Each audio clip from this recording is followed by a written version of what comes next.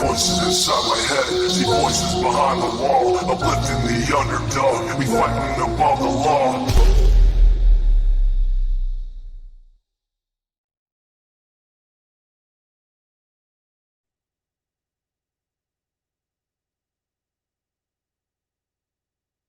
Okay.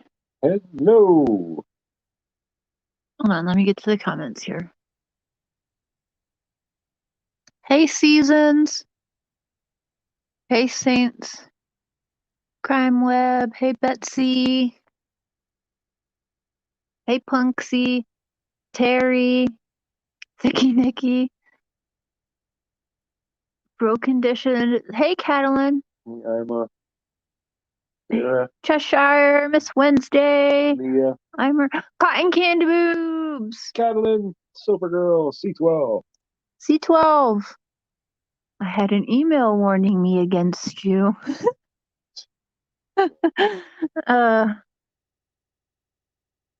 Supergirl, Leah, Sarah, hi. Hey, Share Band, Mark. I think you mean Share Bear. Hello. Welcome to the Crazy Train. Whoop whoop. Cheshire. Bobby. Bobby. Susan. So you guys want to know a fun fact that we just learned about Moon, the pretty girl cat we rescued? She's a he. I don't believe them, but apparently it's a neutered male. And he is 5 years old. Emma! I came back just to share saying cotton candy boobs. Hello from Ireland. Oh wow, it is awesome to see where everyone listens from.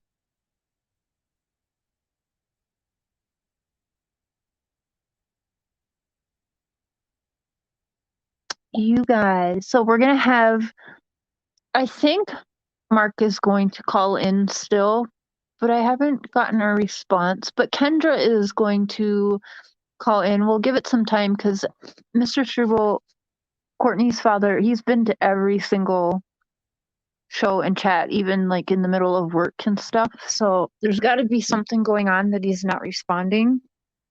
So we'll see. But for sure, if there's something going on, I mean, I don't. There he is. Look at that. See? So, well, they will both be calling in, but we're going to have Mr. Struble call in. I don't know if you guys got to rewatch the interview. I kept reposting it to give you guys hints like, watch this, so you guys have any questions from the interview, or if you remember from watching it. I think, how long has it been now? Like a week or so now? Yeah, you want to check that out. I mean, click for the title, stay for the hair. What? His hair was on point. Whose hair? Mark. Oh, yeah. He's got some nice hair.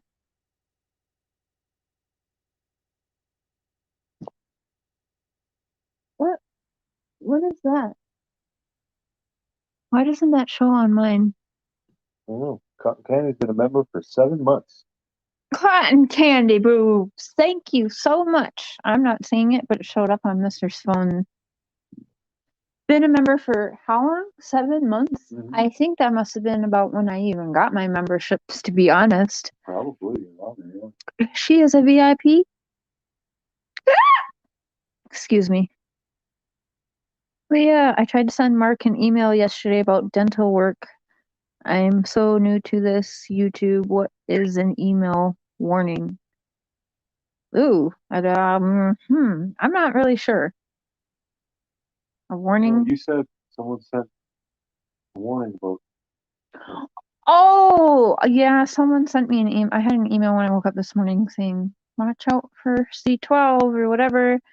I don't know. I just kind of was like, oh, okay, well, whatever. Seasons. I liked your post earlier because it like envisioned everything that I was feeling about the whole people going on panels and whatnot that had no business being on panels together, but we'll just leave it at that. Yeah. He's a handsome fella, that Mark Struble. He is a married man, that Mark Struble. Hello, Michaela. And Mr. Struble, if you are listening, you can call in at any time. We're gonna let you call in and be solo for some questions before Kendra calls in as well and joins us. And you guys remember Kendra? She is the friend that Courtney spent the Thursday night with before the Friday when Courtney went missing. July 9th. So July 8th is Cotton candy. Cotton Candy Boobs. Thank you. We love you much. There's nothing wrong with disagreeing anyway, C12. People just get uptight about it.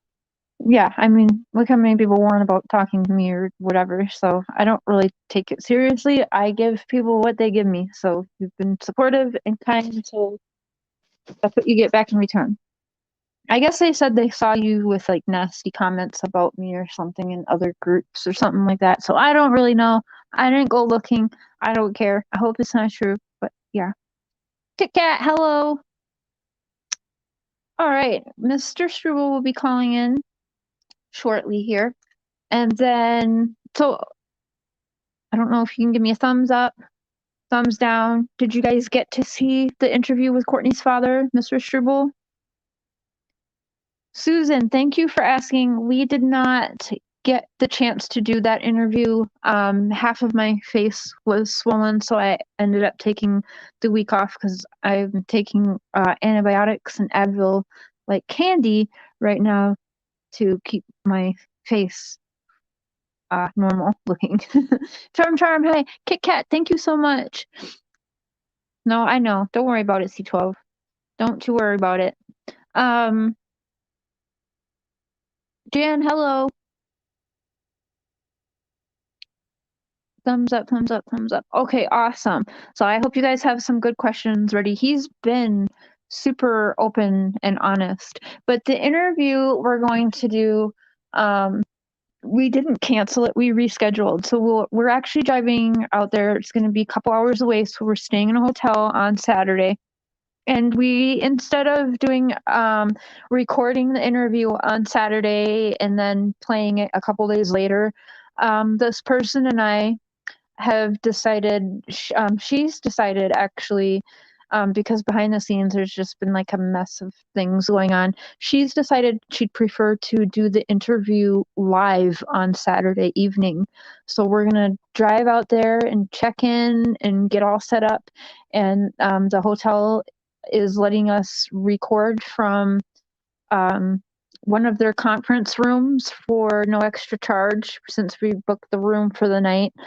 And we're gonna do the interview here on Saturday night on my channel here live. So I'm not sure if we'll pay attention to questions or not, because I think I haven't, like, Mr. Struble was my first like actual face-to-face interview in a case, right? So doing this face-to-face and live is going to be, I think, too crazy to pay attention to the comment section. So we'll do the interview live and then we'll set up. I know that this person will definitely want to answer your guys' questions. So we'll set up a Q&A for after that as well. So yes, so this Saturday evening, probably around the same time as right now, we will be live with this person and doing the interview. There'll be no editing, there'll be no going back, because you know she's chosen it this way, and she knows, you know, everyone that's involved, we've known like what could happen, how people could well, they call it like chasing a unicorn, and we're trying to prevent that by putting out facts. But the only way we can, there's not much facts actually to even put out there. It's everybody's hearsay from almost 2 decades ago, and now we're coming back in and kind of re-questioning people, and it's been very, very interesting, because while everyone thinks it's, you know, one way and thinks, you know, better look at all of the kids, or there's other people that like, oh, you have to look at dad and girlfriend, or I've even had some people that question me about mom and all of that. So there, I figured it out. Okay, Mr. Struble, when you're oh, you found the link. Okay, so we'll see if you can call in anytime. We're just waiting, chilling here for you.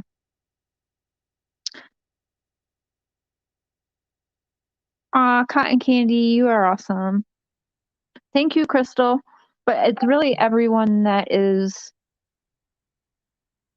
willing to talk, honestly. They're the ones that are doing, like, some of these people are like Kendra. She told me every year at the same time she likes to tell like her memories and stuff, but she kind of gets bashed for it and stuff. Now I do have an email which I'm going to probably make a video out of it. I have had contact with Sam, who was Courtney's boyfriend at the time. And a quick rundown, just in case there's anybody new. Which I'm going to. Oh, can you mute the YouTube part? There we go. Got it. So, welcome. Thank you for doing this. Yeah, I just figured out how to do it. I forgot how I did it the first time. I know you guys aren't really used to doing this live streaming YouTube stuff right now. This is only the second time I've ever done it. Oh yeah, that's right. You've been in the chat. Yeah, second time. And you guys, he's been to everyone except the very first live that popped up on him. He messaged within hours like, sorry I missed that live, but he's been a part of every single show that we have done on his daughter. He's been here, supporting, answering questions in the comments and all of that. So you've kind of left, like, you've put everything on the table. You've answered every question. I mean, I looked you dead in the eyes and asked you, did you murder your daughter? And you didn't reach across the table and choke me. No. So Those I would days say are over. any question. Shh, we are live. So I would say you're open to answering any question, right? Oh yeah, I've got nothing to hide. Yeah. You may not like my honesty or I'm pretty brutal, but hey, it is what it is. That's kind of why people don't really like me, but I mean, I think that's the best way to be, even if it doesn't make you really look good in some situations. Like your past, we haven't really gotten into your past, but we'll do that at a separate time. But I mean, it's easy to pin these things on somebody when they have a record. That happened over 25, almost 28 years ago. I'm not even worried about it. Mm-hmm. Courtney's wallet is in family's possession. So, from what I've been told by multiple people. I'm a big baby when it comes to tooth pain. Yeah, it's no fun. Dalen, missed you. Tammy, ayo. Hey, everyone. Listening, busy picking up around your house. Awesome. So, do you remember? I mean, from what I've been told, family members have the wallet, which would be mom's side. Mom, aunt has the wallet. Do you know anything about that? Not really. Like, it wasn't too long after when she disappeared there, like, her mom, because we were moving, I didn't have a lot of storage at the time, so her mom took a lot of her stuff, so it might have been in there, I don't know. Yeah. I know when I first started digging into this case, I even heard rumors that it was some semi-truck driver was found with it, but that was just hearsay, I believe, because there's been no record of that. Even through RCMP, there's no record of some trucker having it that I have been told or found. Well, I'm sure there's a lot of rumors and stuff flying around most people don't know. Did she have her wallet when she left Kendra?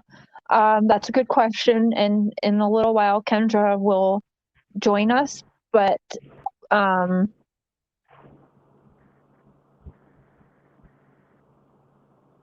yeah, I think she did have. Kendra was under the assumption she was just getting a change of clothes or something. I believe she was supposed to spend the night with Kendra again, and Kendra was under that impression, but Courtney disappeared. What was she wearing the night she went missing? Were there any distinctive pictures or designs on her clothes? Do you know anything about that, Mark? Well, just her hoodie that she disappeared, her jeans, nothing too major. Like, this is the 80s. They had flowers all over embroidered at one time, but I don't remember how far back that was. Okay. Yeah, I know it was a hoodie. Yeah, some hoodie. I think orange in color and blue jeans. Gray, I think. Gray, yeah, gray. I don't know, what do you guys call it? A bunny hood or something like that? Bunny hood, yeah. You got to sound more Canadian. Yeah. Been in the States half my life.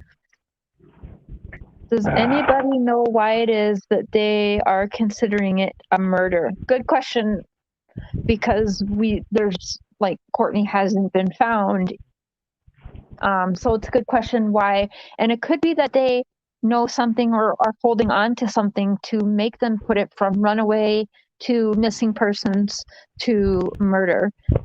I've been wondering the same, but it could be something that they're holding on to that they're not willing to discuss with me or anybody else, perhaps. Yeah, what do you think about that? About what? What was the question? Why they're considering it a murder case now? She's gone. Without a trace. It's been this long after, yeah, too long with no trace. Right then and there. Yeah, and I think that changed in, I think, 2017 or 2019, if I'm not mistaken, to a suspicious murder. Took me damn long. Yeah. How long was it before everyone realized she was actually missing? Took me the next day. I don't know about everybody else. Everyone thought she probably just ran away, but I don't know. I had that gut feeling, like I said. Something wasn't right. I felt it. Call me stupid or crazy. I don't know if that's your problem, but that's the way it is. But I felt it. And much like Sandra Ruzick, she had said that, like, she had felt the moment her daughter passed. So some parents have that intuition.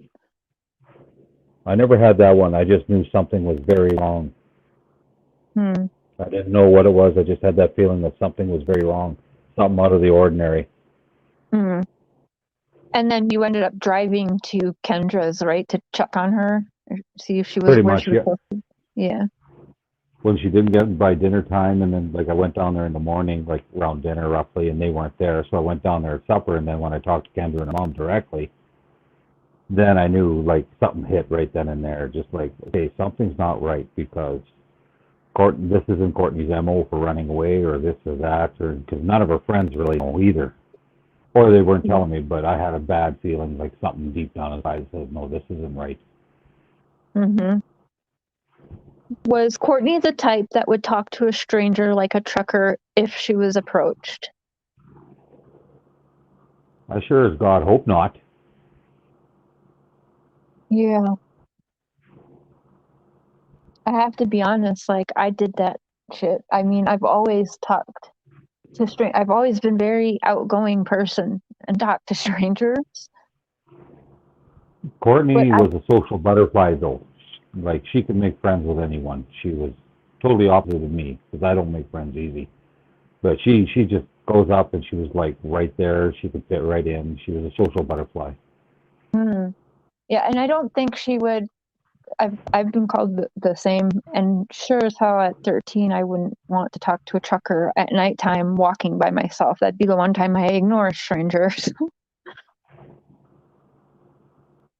Prayers for the family. Thank you, Sharon. This is going to sound bad, but if she had her wallet and never went anywhere without it, how did it get back to the family's care without her being placed in the home? She did go back home, but the problem is what it's sounding like is that she she went, she left back out. This is hard to answer because there's some things I don't want to divulge yet, but it sounds like she was supposed to be at KENDRA's, and it's looking like there was some plans for her to actually be at a completely different spot and not even with KENDRA. And that's from my own research. So, and we'll have to get to that, but we have to wait. So it could be that she went home, like Mr. Struble said, she was due home. She probably found out Dad's looking for her and went home, and she was planning on spending the night again. So she might have went to go pick up her stuff, or I'm not sure. No, It's a great question. the last time I seen her is when she came home to ask to stay another night at Kendra's, and I said, yeah, that was the last time I seen her. Yeah, that's right. You said you saw her, but you don't remember seeing KENDRA that time. Oh, but I was in the kitchen, and she was in the doorway. So she could have been outside, just outside the doorway on the deck. We had a deck there, too, so I never bothered to look out the window. Has anything of hers been found outside of the home, or KENDRA's? No, it seems she has vanished with no trace at all in all of her belongings being at home between her dad's house and her mom's house. But she she just had moved in with Dad, I believe, right? How long was she living with you before she disappeared? I'm thinking 5, 6 months maybe, like after the New Year sometime. I'm thinking. I wonder if she had money on her. Was she one to carry any cash in her pockets? I know she did start a job, but it's my understanding she hadn't been paid yet from that job. Oh, she was working that job for a little bit. Okay. So she never went and picked up her money and then whatever, cleaning up or something like that. So. Have you ever heard about Mom's boyfriend having a temper? I never really knew him before that. Like I said, what you can call on the video, like at first I was really upset with him and everything, but over the years I've got to know him and, casual conversation. He's like a decent guy. And for any new people here, so she was last seen leaving her boyfriend's. Now the time goes between 11 p.m. and 1 a.m. and not her boyfriend's house, but the vet clinic where her boyfriend's father was the town, like, absolutely loved and adored vet for this town. And so they were actually, I guess, watching movies over there and hanging out over there.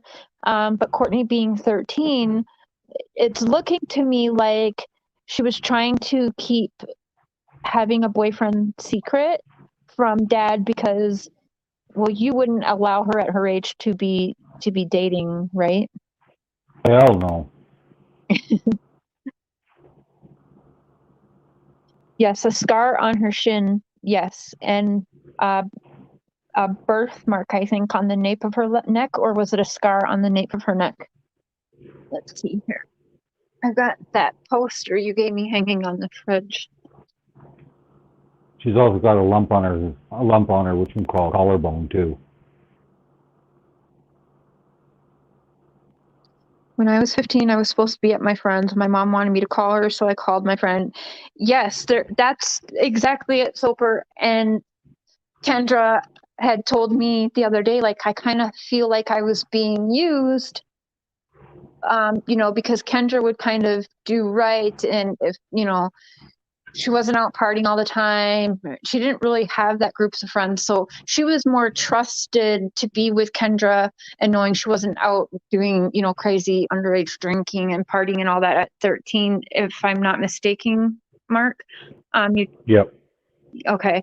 And so it kind of looks like, and a lot of us girls can probably relate, and 13, 14, 15, sneaking out or telling parents we're at one friend's, but really we're somewhere else. That's usually with a boy we're not supposed to be hanging out with. So I think it's actually fairly a normal story. What does the birthmark look like? I couldn't really see it well. Yeah, it kind of looks like a bruise in the pictures that we see online.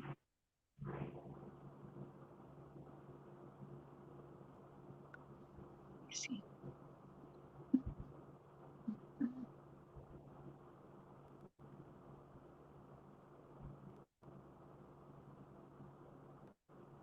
Oh, okay. We probably can't read that well.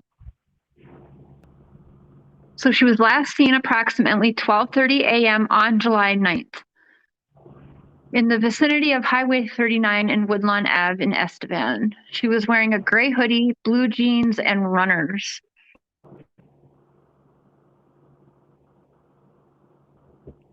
Hazel eyes, brown hair, birthmark on the nape of her neck, and 1.5 inch scar on her left shin. Do you know, Mark, does the reward still stand for her? I don't have a clue. Okay, I'm gonna email them and ask them. Lied about my whereabouts many times to my parents. Yeah, it's fairly normal, and for that age too, especially if, you know, parents are a little bit stern and yeah, you have the partying friends, then yeah. Law enforcement does. Who suspects murder? Yeah, law enforcement does. It is under the historical cold case. They have labeled it in the last 3 or 4 years as a suspicious homicide. And like I said, I'm not sure what the change in the case, but maybe they have something that they haven't shared with anyone, and you know they're not going to share yet. What evidence do they have to support this other than her being missing for so long? That's the other thing too, Amanda, is they treated this as a runaway for so long, for about 5 months after her disappearance. It was treated as a runaway instead of a missing persons for the first 5 months. And so I'm not sure how they clear someone, because like Mr. Scher says, like, how did they get cleared of anything if they were considering it at the time of questioning all these kids at the time? She was considered a runaway. You know, some of her friends were calling in fake tips and fake sightings of her and things like that. And they chalked it up to the friends trying to protect her because they didn't want her to get in trouble for running away.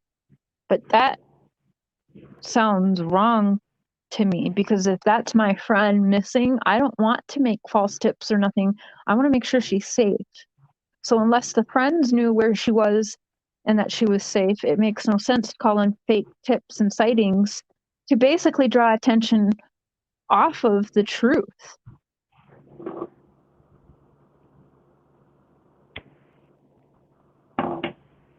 Yeah, how do you feel about that, Mark, about knowing that people were on purpose putting in fake sightings of her and basically leading law enforcement off the trail for a while? Stupid. Yeah, I bet. And yeah, I've heard rumors that it was you and your wife that were calling in the things, but I've actually read through law enforcement papers, it was the friends of Courtney's, not Mark and his wife's, but the friends of Courtney's. That's in the RCMP notes. So that's how they wrote it.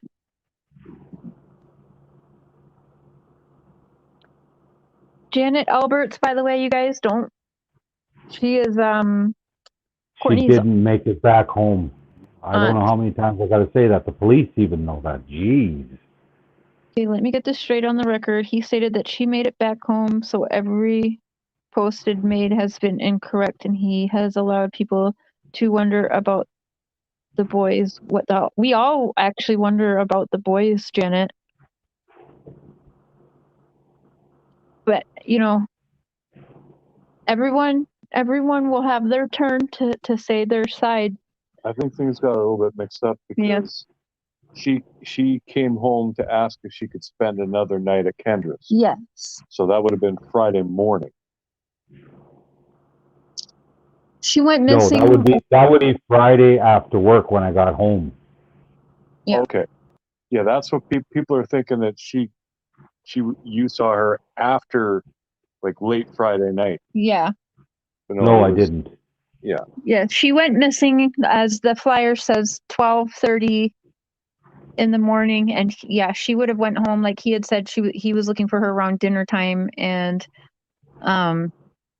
so it would have been somewhere, like he said, after he got home, somewhere in the evening. If you would have to guesstimate a time, what would your time frame be, do you think, that she came back to ask?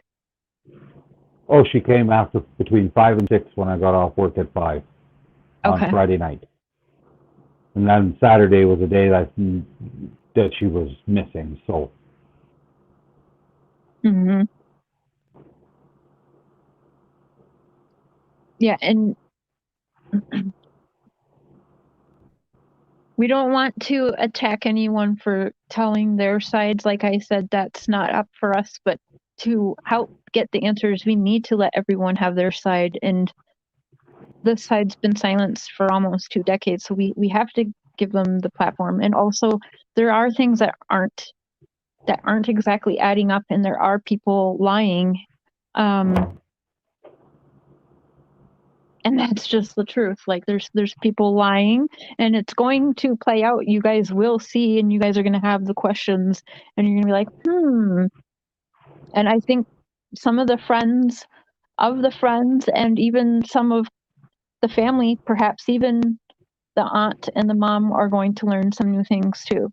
And of course, yes, it's been discussed with the head sergeant on the case, to which, she had let me know that they are a small unit and they have many cases and stuff like that. So I had asked, if anything comes of this. So Mark actually told me that doing videos and stuff like this is considered a verbal statement. So he's doing this knowing it could be used and that he could get questioned, and as well as everyone else. I asked Donna, if there's anything that you hear, like, will anyone come in?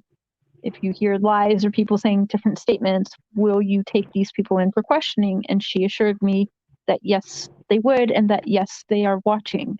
So, Hi, Sergeant Donna.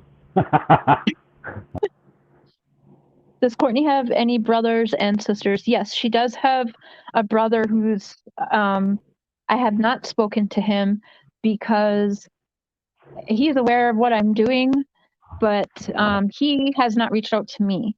And everybody else involved has actually reached out to me. I just talked to Shadow on the weekend, so. Did you? That's great. That's great. And yeah, if he wants to talk, he knows the platform is open. But from what I hear, it affected him the most because he was besties with his sister. And so seeing how some of the friends and the dad and mom and aunt, like, they're reliving this all over. It's like that day again. And they've told me, like, it's hard on them and they don't really like doing it, but they're doing it because hopefully it could bring some new answers. So I just didn't want to do that to Shadow, because he knows the platform's here should he want it. Hey, Karen. Yeah, Why are Shadow you and not Courtney showing were very close, and Shadow was her protector. Brandolyn, good to see you. Hey, Brandolyn. Sweet D. Yeah, they do have information. Like I said, they're holding on to something, but they won't say what the information is, whether it's she was seen on a camera. Yeah. We have to find Courtney. Answers are deserved. Right. Absolutely. Hey, Nikki. I'm going to... Kendra, if you're listening, hon, you can call in too, because I think a lot of the questions... Oh. We miss you too, Skylar.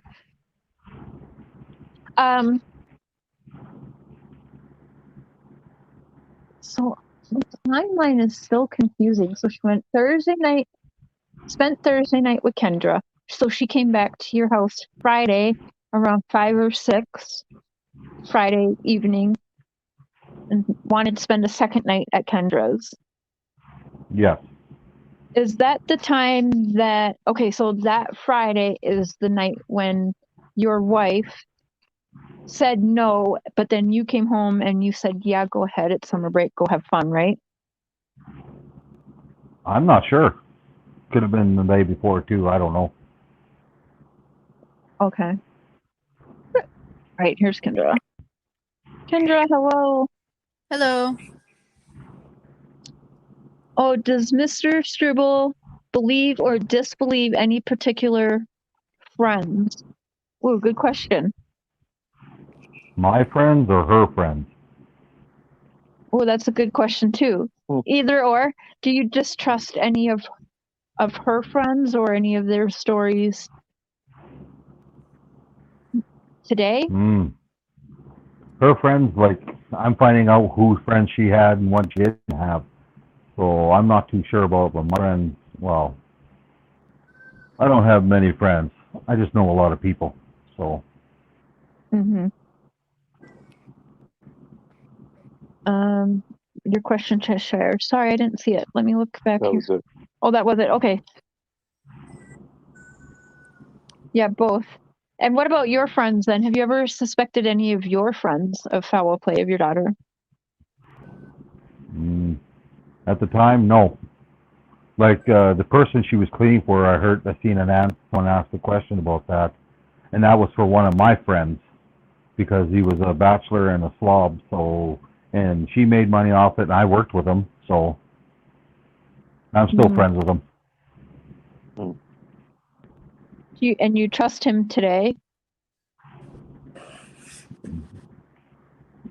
Oh, yeah, I guess so, yeah. Like I said, I don't go out much anymore, so I don't usually go out with friends or anything. I think I have a goal for a coffee every 6 months with my best friend. Other than that, we just text once in a while and bug each other. But he's busy with his job, I'm busy with mine. Hey, Kendra. Hi. So I know there's a few things you would like to nail down better, if you will. And I'm sorry for the attacks you've gotten, but you have every right to say your side. Everyone does, and people shouldn't be attacked for that. Yeah, like you said earlier, the timeline, like when she was with me was the night before she went missing. It wasn't the night she went missing that she was actually with me. And I was not there at the door when she asked Mark for to spend another night. Otherwise, I was probably at home by that time. So you weren't even there. She kind of walked there by herself and just. Well, she was with Sam when I left that afternoon. I never seen her since then. Oh, that's right. So she walked back to Dad's home alone. Or with someone else. Or with someone else that may have stood outside where Dad couldn't see. Yes. We have a bunch of friends here, remember that. Has Mark spoken to any of the boys that were there on that night, and what was their reaction to him? No, I haven't seen him. Yeah. Those boys are aware what we're doing here. I'm sure I know the one watches, the boyfriend, Sam. Hi, Sam. He did send me an email, and I'm going to share that email with you. You know what? Maybe I'll read it actually tonight. If I have the Mr. take over for a few minutes, I can get it and be able to pop it up on screen for you guys too. My response to that email was, I will read this email on my channel and say this. However, I'd prefer you have your own voice because that's what my channel is about. And I did also make it clear that I want to protect people from, you know, I told him it's not going to look good if you're hiding and not coming out and saying your side. Like if you're innocent, you have nothing to worry about. And I didn't get a response to that. So yeah, I think that's unfortunate. And then his brother has not reached out whatsoever. So it's unfortunate because so far it's looking as though we're just going to go on hearsay of what all of Courtney's friends say and family say about these boys, or whatever you can find online about these boys.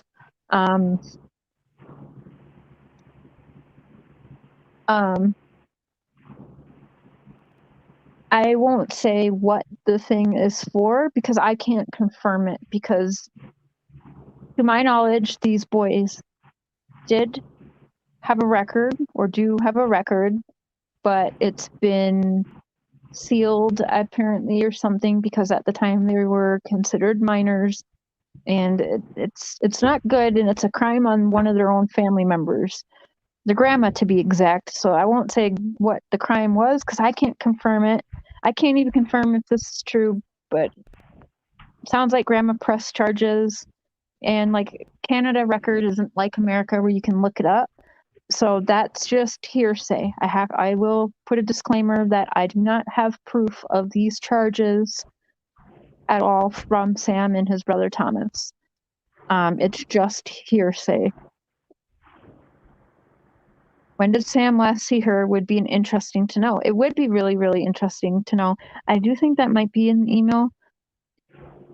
I'm going to, baby, will you come up here? To the link. Okay, hubby's gonna come up here and we'll ask some questions. I'm gonna get that email because I'm sure Mr. Struble will want to see it, and Kendra too. Do you want to, while I'm doing this, Kendra, would you mind talking about that fire pit again? I know some people are saying it's not true, but I know you remember it pretty vividly and almost falling into it. If what you could remember of it, can you walk us through that again? Well, to me, it just looked like a big giant hole full of wood and a big fire. And I was pretty drunk at the time as well, and walking around, and I tried to put in a piece of board myself while I was drunk, stumbling around, which they probably should have had some kind of railing or something around the edge of it. But if it wasn't for the younger brother, who wasn't there during when Courtney went missing, but the younger brother was there when I was there. He grabbed me just in time and was able to save me from going in. And he's what was it again?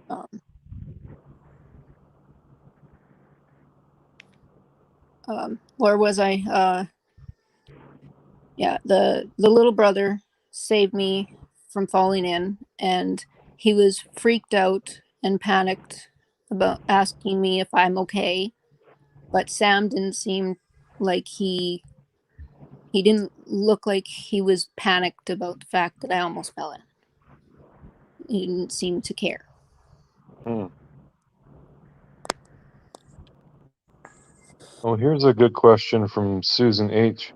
Is there anyone that was close to you or the family or Courtney that might have moved away shortly after she went missing that you can remember? I didn't pay attention. I was just too focused on looking for my daughter, so I never really paid attention to anybody else. Hmm.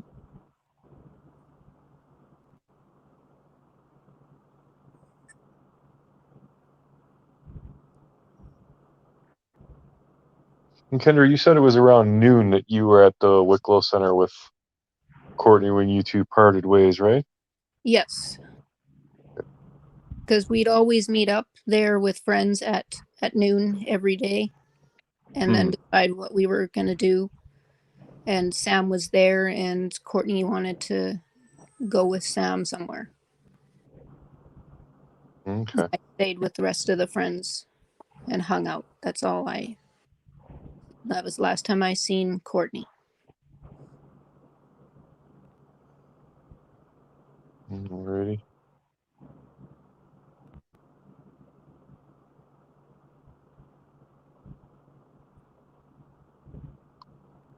I don't know if we missed any questions. Yeah, Kendra, do you know of any of Courtney's friends or anything that moved away shortly after? Well, pretty much shortly after she went missing and all the questioning was done, all of her friends just kind of discluded me from, like, they stopped talking to me completely, pushed me away, and I ended up, as soon as I turned 19, I just started drinking. Yep, that'll happen. For 2 years, I just kind of went into a drinking frenzy, so to speak, and just kind of lost myself. And then I guess my body started to get through it where when I turned 21, I was able to start remembering while I was drinking. Remember the nights while I was drinking. Like, my body got used to the amount of alcohol I drink. Yeah, well, I've got lots of nights that I didn't remember after drinking. Yeah, I don't remember an entire 2 years. Yeah, that could be related to epilepsy and everything too, I guess. I just know that I was living with my parents at the time. I wish I could forget everything that when I was drinking in my younger days. Oh. Yeah, there's a lot of stuff I'd like to forget too. Thank you, Broken Dishes. That's very nice of you. They were asking, so I don't know, we've gone over this, but just Kendra, did you actually see Courtney leave with Sam? Yes, I watched her walk away with Sam. Yeah.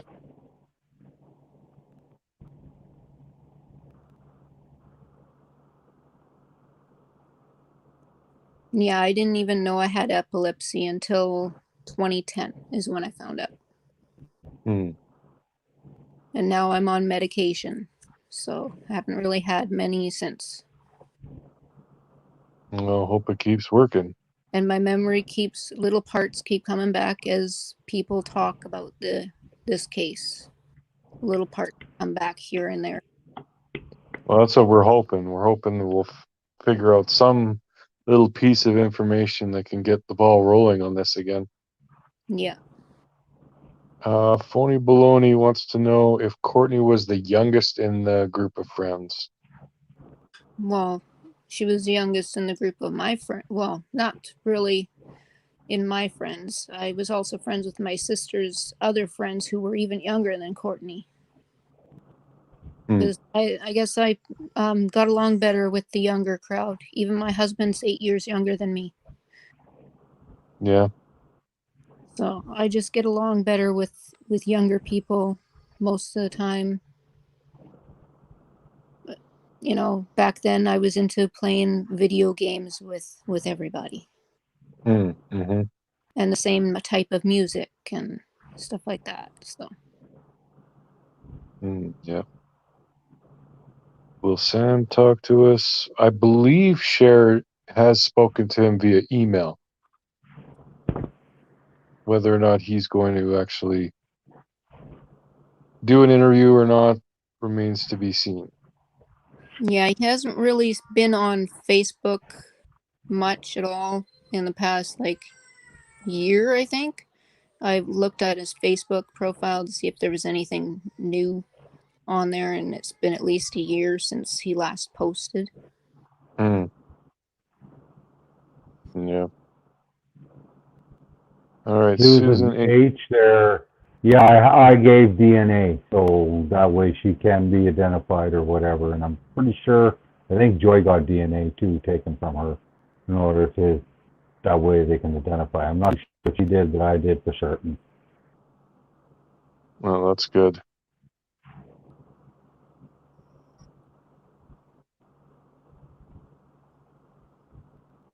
Yeah, that's an interesting one. We have heard that her boyfriend's older brother offered her a ride home, and she apparently refused. I'd like to get both of your take on why you think she would refuse a ride, especially that late at night and with such a far walk. If Mark wants to go first. That's news to me. I never knew about that till afterwards, but I don't have a clue why she wouldn't.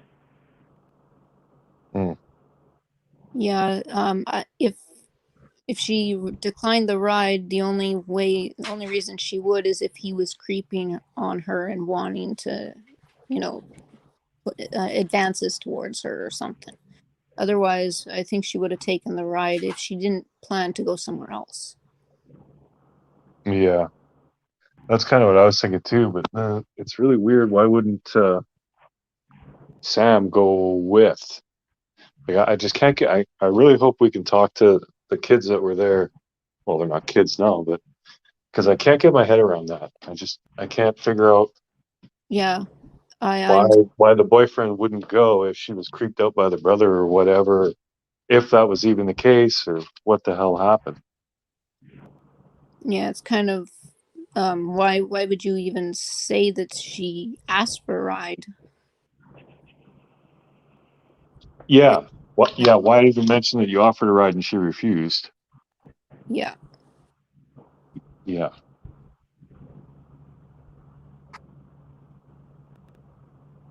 Georgina Stoliker, any assaults of other women around that time in the news in that area? I do not believe so. There was another girl, a younger girl, who went missing in a nearby city, well, near for Saskatchewan, and that one was all over the news. Since Courtney was treated as a runaway, it wasn't major news.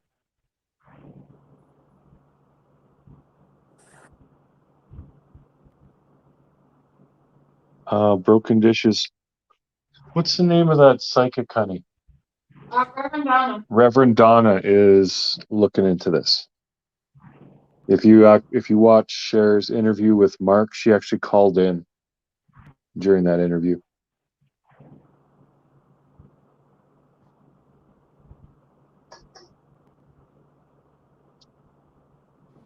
Charm, yeah, that could be. You know, I've said this, I don't know how many times, but you know, when kids, like teenagers and that, when they did something wrong, they won't flat out deny it, but they'll downplay it.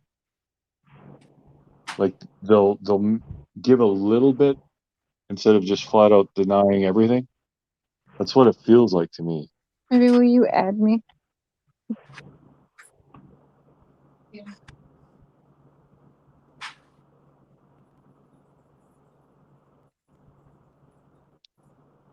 You're in there, right?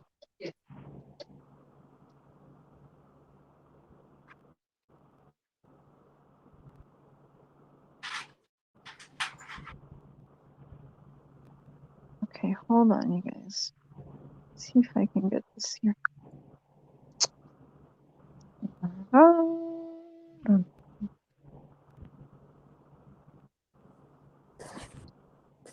What?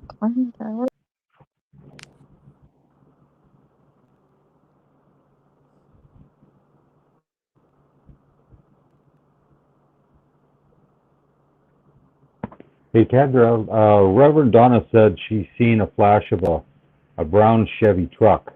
Do you remember if the boys had one at all out there? Yeah. My brother seems to recall that they did. Okay. I'm not too Oh my sure. gosh, I let the guests take over. But yeah, I remember riding in the Okay, with Sam and his younger brother the night that I went out drinking at that fire pit. In a brown Chevy truck.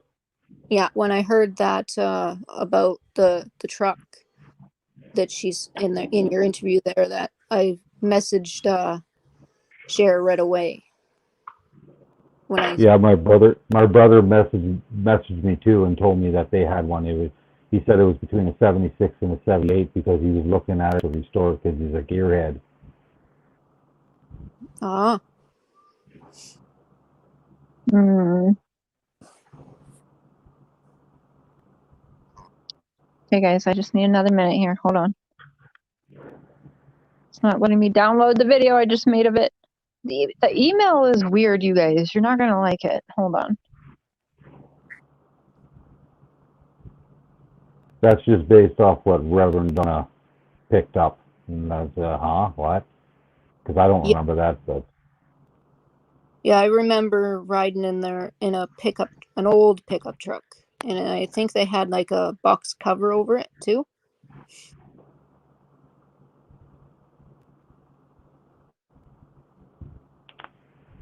Because it was like Sam was sleeping in the back of his truck at the time.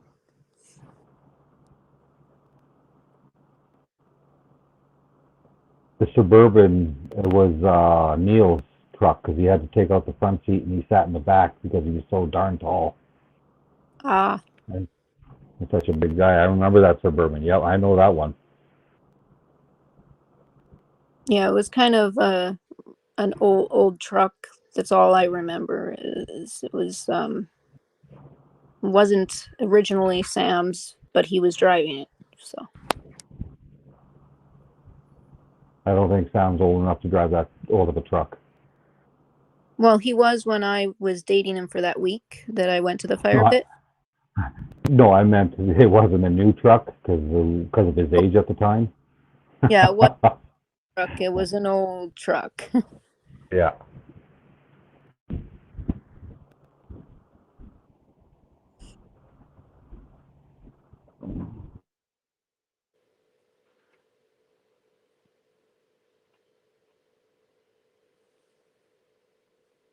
Okay, it's not working for me to get the email. Can you log into my Yahoo? Well, it's so fucking long. It literally took me 10 minutes to make that video and it's not allowing me to load it on here. And to screenshot it, it's taking forever. And then I'm losing where it is because he breaks down. It'd be a lot easier, Sam, if you would just talk. Yeah, it would be nice to just hear his side of the story too.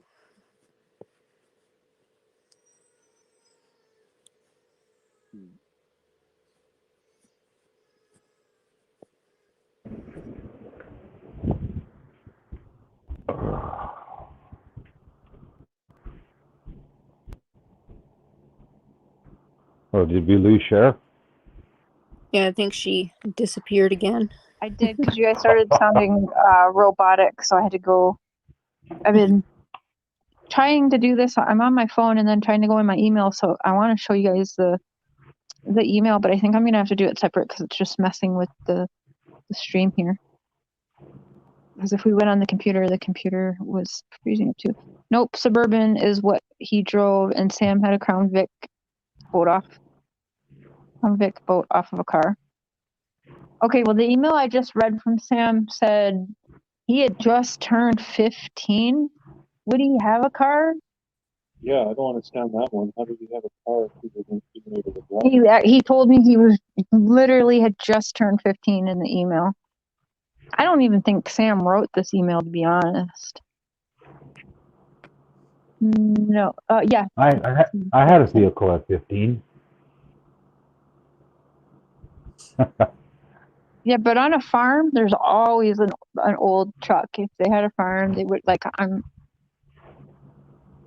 they had to have had a truck on a farm, right? I'm not crazy for thinking this.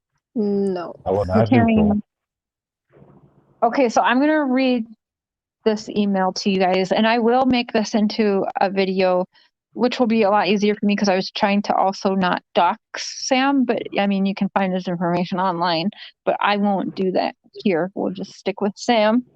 So it reads as Cher. As you know, I have been watching and in communication with Nicole. Nicole, who's in the chat right now. about what I've been watching, and until now, I have debated on contacting you, not because I have anything to hide, but because this is difficult for me to go back to due to the way the investigation was handled and the way I was treating during it for a number of years. I am going to tell you my side of this, and you can add it to your information, and hopefully something will come out of it and answer your questions. So it answers some questions if you're listening, Sam, but also gives me, and I know about to give everybody else here, a whole lot more questions. All right, so here we go. I met Courtney when I was 14 and she had just turned 13. We met at a party house that I was living at with a couple of my older friends. I believe she was brought by her friend. I'm going to leave that friend's name blank for right now. I do believe it's somebody I'm in contact with. I'm going to leave that blank right now because that person has not committed to wanting to talk. So brought by her friend blank, and no, not anyone that we, again, have talked to yet. I mean, I've talked to her, but no one that you guys know. Courtney and I started dating in the spring of 2004. I never met her parents, but her brother knew me from both school and the party house. By the time we were dating, I no longer lived in that house. June 4th, 2004, I turned 15 years old. So Courtney went missing July 9th, 2004. So about a month before she went missing. He had just turned 15. He was sent to his grandparents' farm about 2 hours away for the summer to work. Courtney and I made the decision to break up for the summer as we have had no way to communicate. I never had a phone number for her, and my grandparents didn't have internet, so there would be no MSN. We agreed that when I returned, we would meet up and see if we wanted to get back together. I left fully not expecting to see her until school started in the fall. I'm not looking at chat right now, just so y'all know. On July 6th, 2004, my father had a stroke and left him with no short-term memory and unable to walk. He was hospitalized and he would never leave the hospital again. Interesting. This cut my summer short and I returned to Estevan on the 7th of July. Okay, I have so many questions in my head. I'm trying to read this and not be like, what the fuck? Okay, sorry. This cut my summer job short and I returned to Estevan on the 7th of July. Again, I repeat, Courtney went missing July 8th, 2004. So, I do not have much recollection of the 8th. I know I spent a good portion of it at the hospital with my family. I cannot confirm or deny if Kendra and Courtney did come over that night, as I do not recall. It is possible that at some point between the 7th and the 8th of July, we talked on MSN and got told I was back. So he would have had access to the internet when he got back to mom and dad's house a day or two before Courtney's disappearance. July 9th, July 9th. Did she go missing on the 9th? Yeah, okay. July 9th, I went to the Get-Go, and we will take you there. It's Kendra, is the Get-Go that building that was the basement of that plaza? Yeah, the Wicklow Center, the Get-Go was in the basement. Wicklow Center, okay. And we will show you guys that center, because it, and then the center, and take that. We'll probably drive depending on when I get to do this, but show you the distance from that center where they met up to where he goes on and says that they walked back to the clinic. So July 9th, I went to the Get-Go that evening. It wasn't at noon because I wouldn't have been able to spend the day there. I believe it was more around 7. I arrived and we hung out and talked to the group that was there for a bit. While we were there, Courtney and I decided that we were going to get back together, and we decided mutually that we wanted to go watch a movie and spend some time together.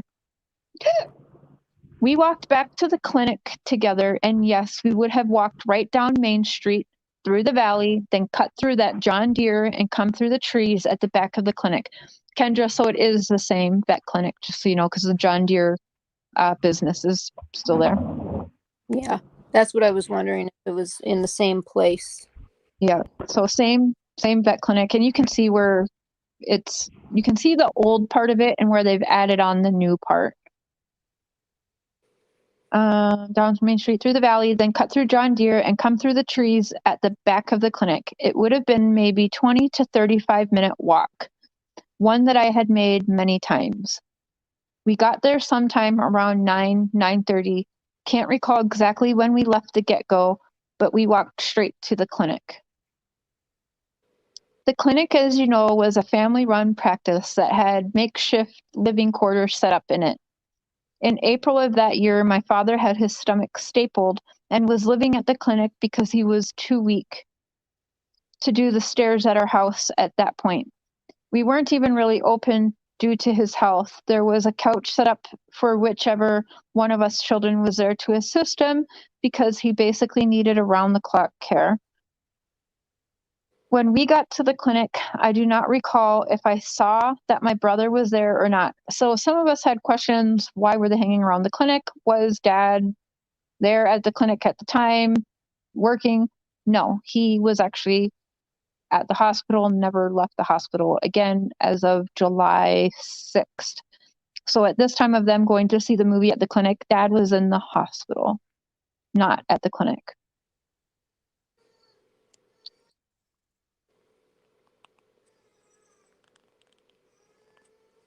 See, I can't read and be live at the same time because now I have so many questions.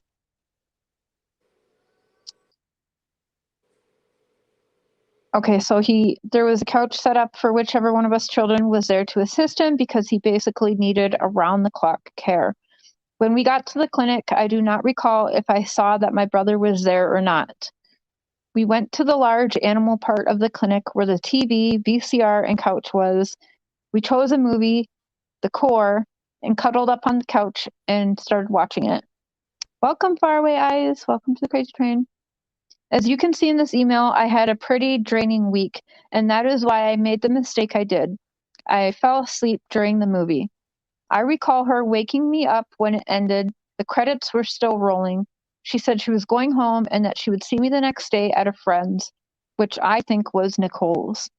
She then kissed me and left. I don't even think she made it out of the room before I fell back asleep.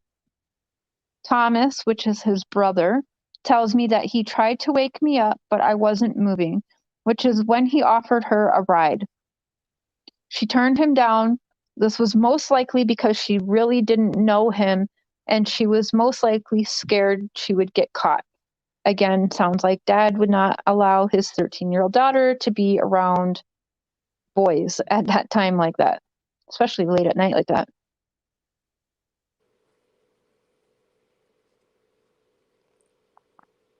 Okay, so she was scared to get caught getting a ride home from a boy. I cannot recall when I found out she was missing.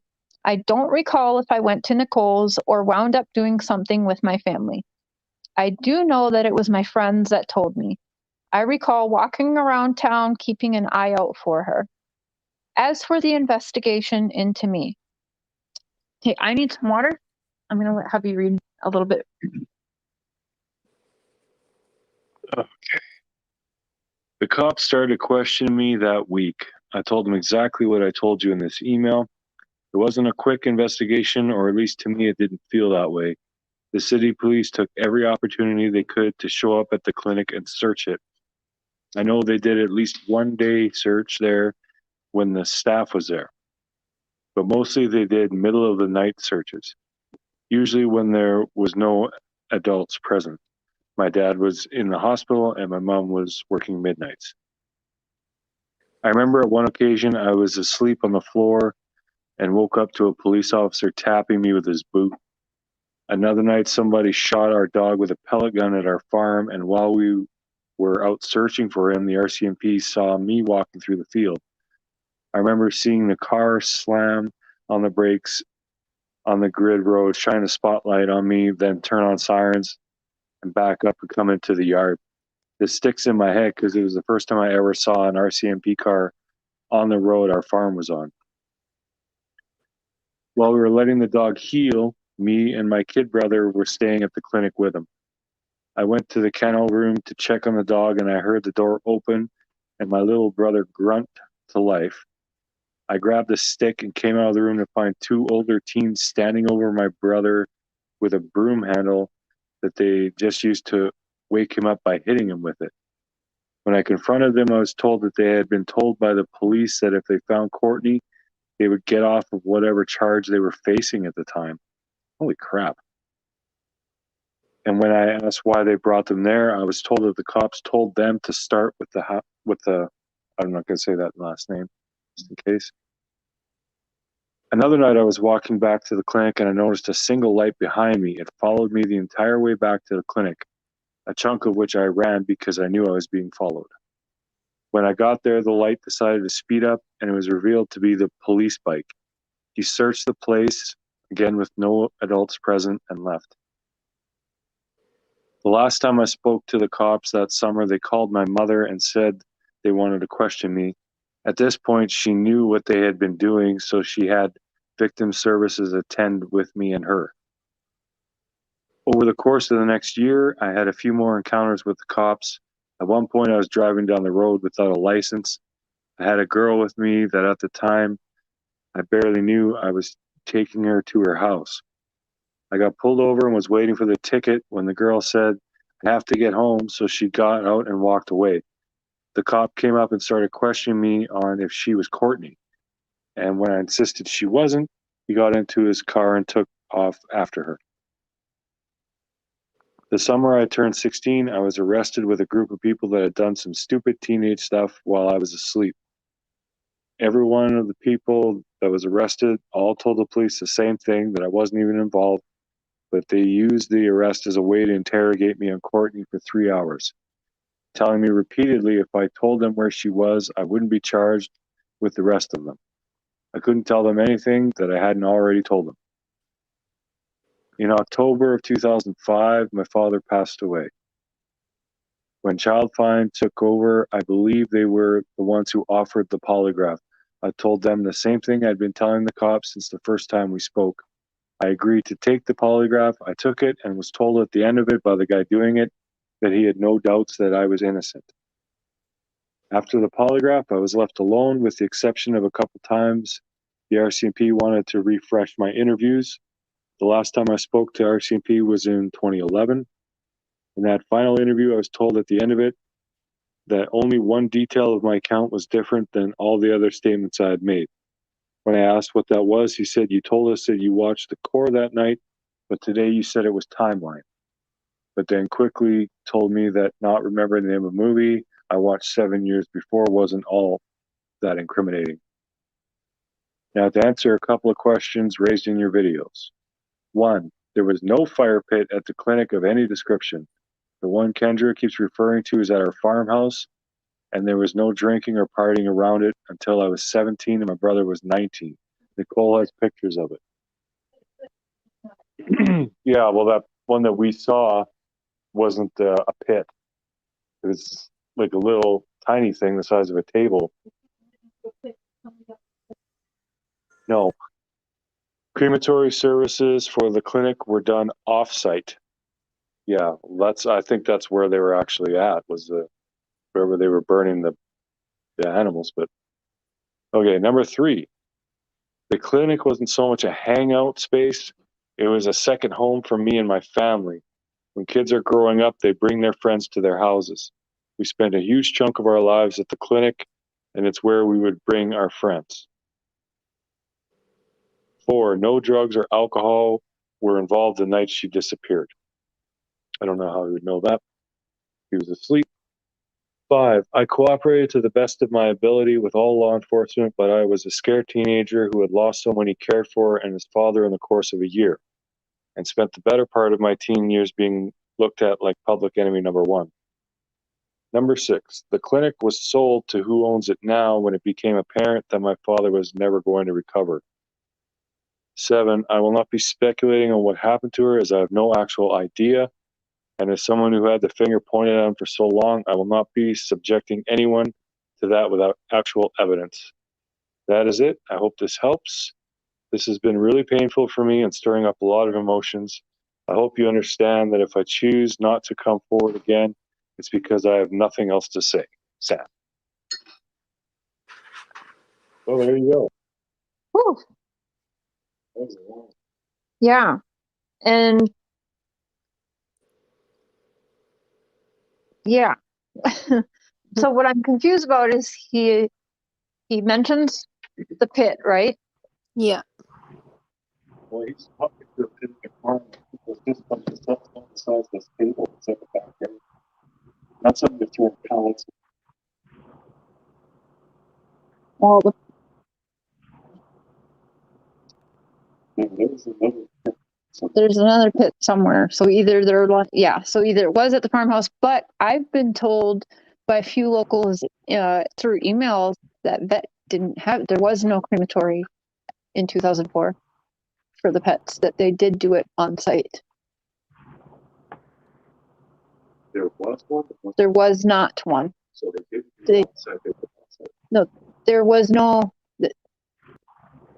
crematory. Like, I heard that they were actually burning cats and dogs in a pit because there was no.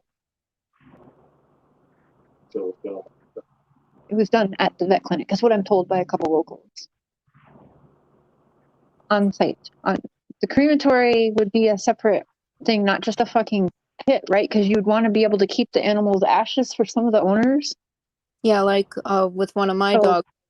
What I'm saying is the pit was there at the vet on site. No crematory was there. Yeah, so they would have been throwing animal carcasses when they passed away into a pit and burning them. The questions, while reading I got the times wrong. So one of the questions in my head that I was confused about, he had mentioned in the email,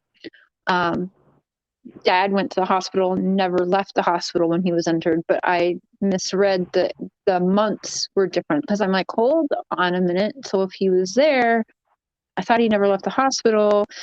So I guess even though no parents were at the vets, kids were still hanging out there, and for whatever reason, I'm sure that cannot be legal and has to be There- against some kind of laws. Yeah, there should be at least one adult present. At least back then, that was always the thing.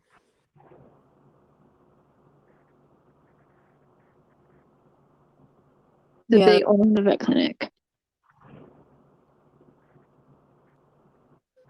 I'm not sure. Polygraphs can't be used in court. I'm not sure the percentage of them being accurate or whatnot, but he does say in the email that they did talk to him like 2 more times even after passing the polygraph. I don't know for sure. I haven't got confirmation on who's done polygraphs and who's been cleared or not cleared with a polygraph. I don't know that information. I know what people are telling me, but I don't have confirmation yet if they'll even give it to me.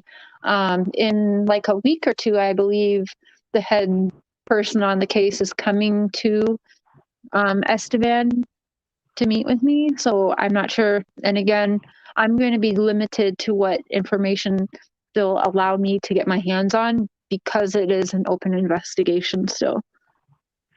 How does he know no Well- drugs, alcohol were involved the night Courtney went missing? Good question. Yeah, nobody really knows if there was any drugs or alcohol involved. Well, he says that night, so we're supposed to believe. So that makes me think it's, other nights, but just that night so happens. I don't like that she went missing within 72 hours of him coming home from grandparents' house, He said he got back on the 7th. July 6th or 7th. Yeah. And she went missing on the 9th. Yeah, and we went and walked up there on the 8th, and we chatted with him. I felt creeped out being in the vet clinic in the dark with, everything looks shiny and stuff. It looked creepy, and I told her I wanted to leave, and she wanted to stay, but I felt responsible for her. I didn't want her staying there, so she came relentlessly back to the house with me that night. Huh. You said you saw, like, you remember seeing, like, there was even instruments Yeah, like everything was around and stuff. shiny, like the tops were shiny, like metally, as Hmm. tops of the counters and stuff. It looked like, where you would do surgeries. Yeah. And I'm then wondering why, if the police went there to whatever, do searches, why were they not ever in trouble for being minors in a medical clinic yeah, without supervision? that doesn't make any sense either. You know, the police wanted them that bad, but not bad enough to press charges. Like, the parents would have been in big trouble, no? Lost their license, no? Because there's drugs, there's instruments. Like, kids aren't supposed to be in those areas with Yeah, no supervision. yeah, exactly. Like, were all the drugs taken and locked away, or were they out in the open?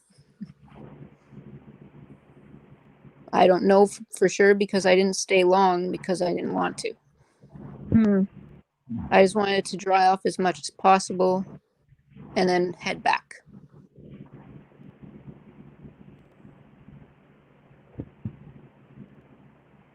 What do you think about the email, Mr. Struble? I don't know. I didn't pass English too well, but that was a little too well written for my liking. But he might be an English major. I don't know. I don't have a clue. Yeah, I don't think he wrote that, but I mean, I don't know him to know.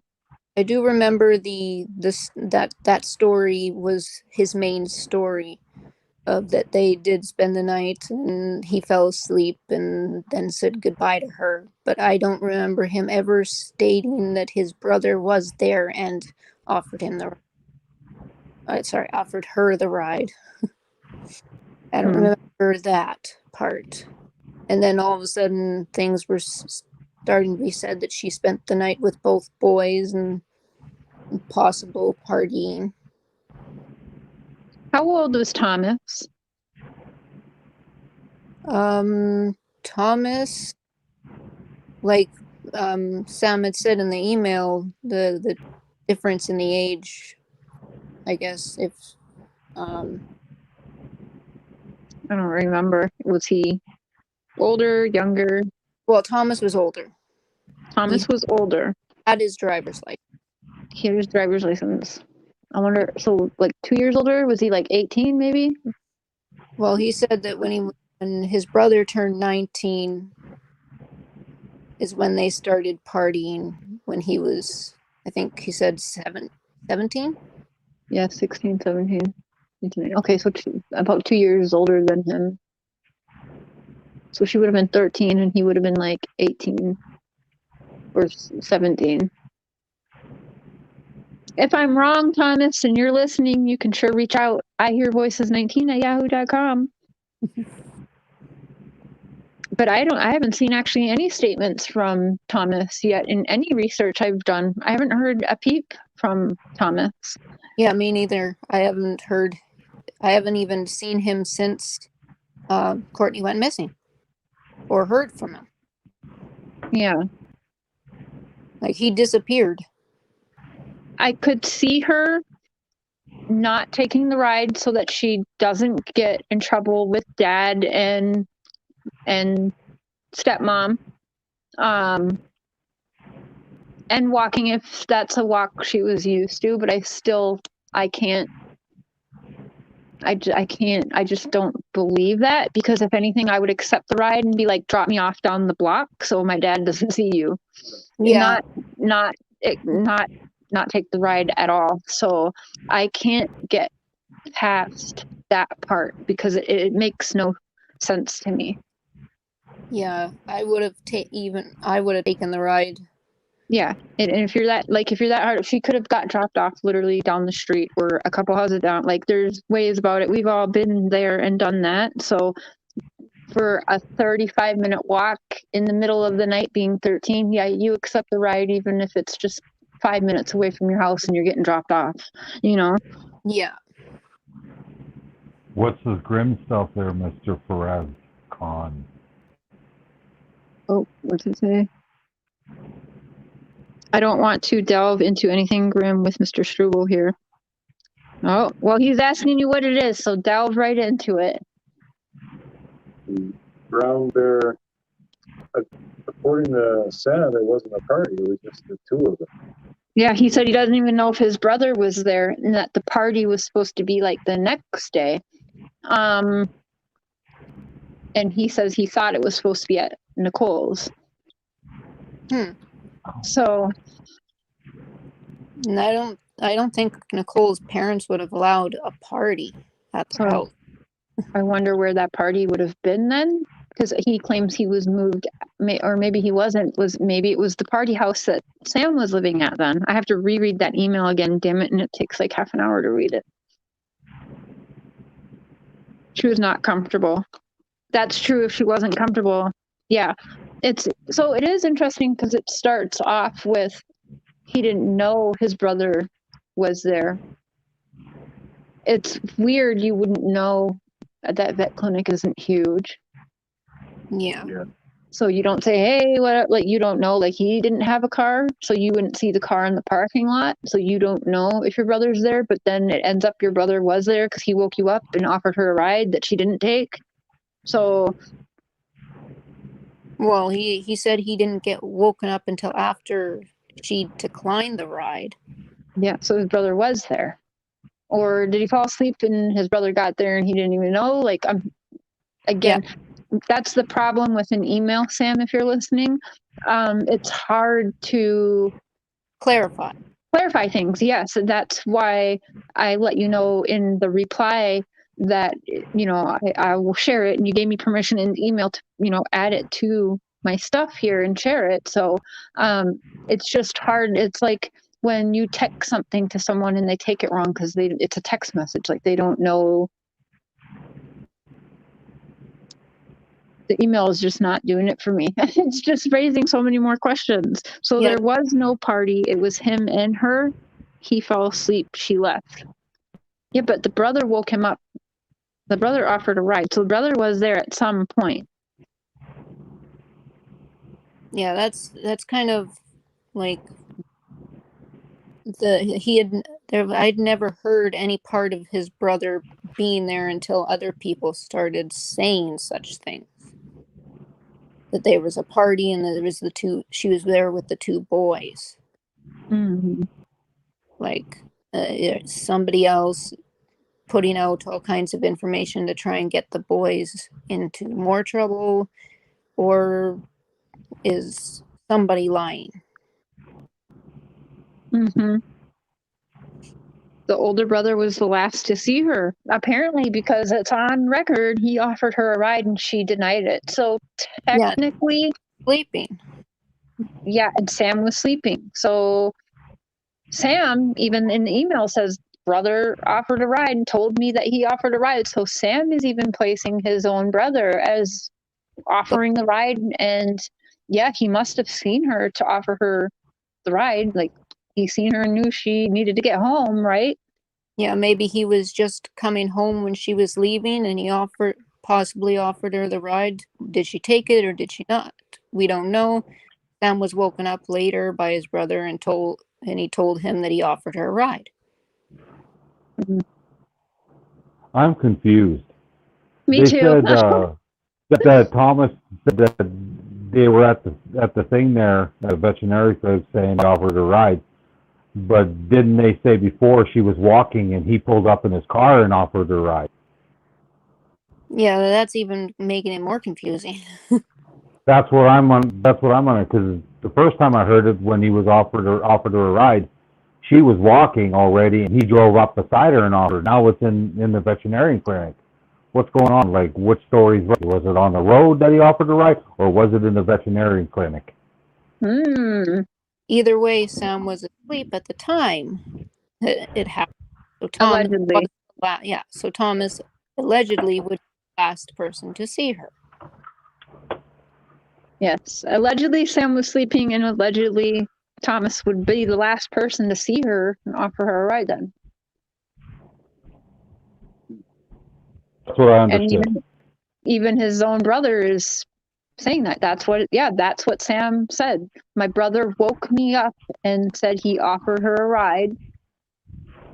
So it sounds like, yeah, that does sound, Kendra, like maybe he had gotten there and she was leaving and needed a ride. So, hey, like, wake up, Sam, I'm going to give her a ride or whatever.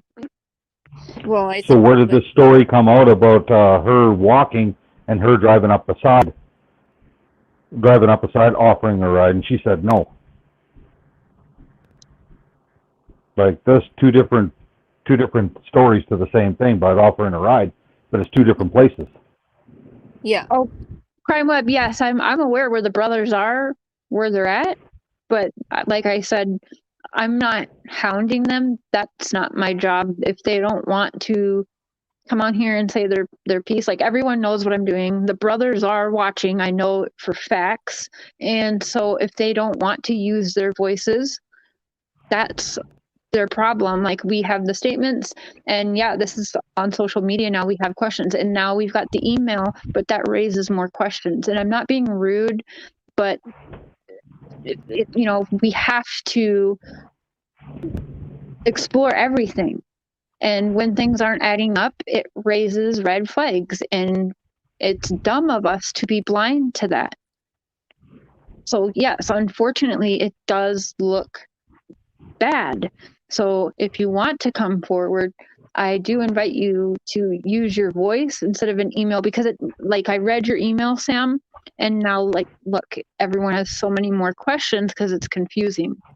And I said that in the reply because I did want to protect you from this. Roofies have been out a long time. I was a teenager in the 90s and they were around then. Yeah. Yeah, that's Oh, yeah. a big possibility that my husband actually mentioned.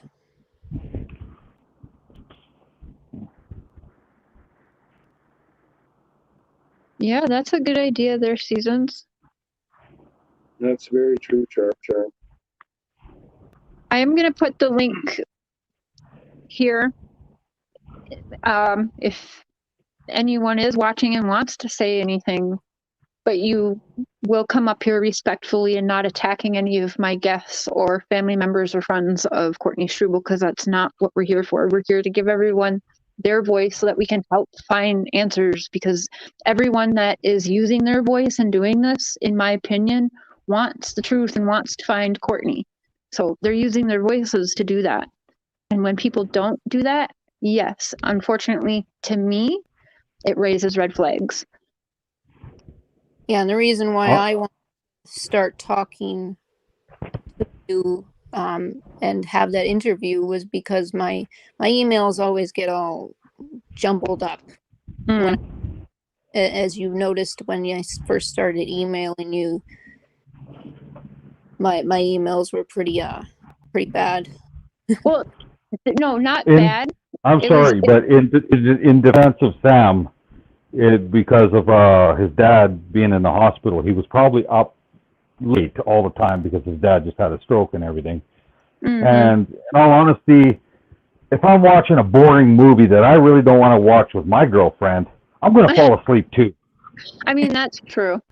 I don't know. I think, a 15-year-old, a 13-year-old, they finally get some alone time. I'm not saying they'd be having sex, but they'd be like making out and shit. So yeah, they're maybe doing something other than sleeping, and maybe he just doesn't want to admit to that, which is fine. From what I hear, I don't want to go there. No. Yeah. I mean, yeah, but like you, Mark, I can also understand falling asleep during a boring movie, because I've been there.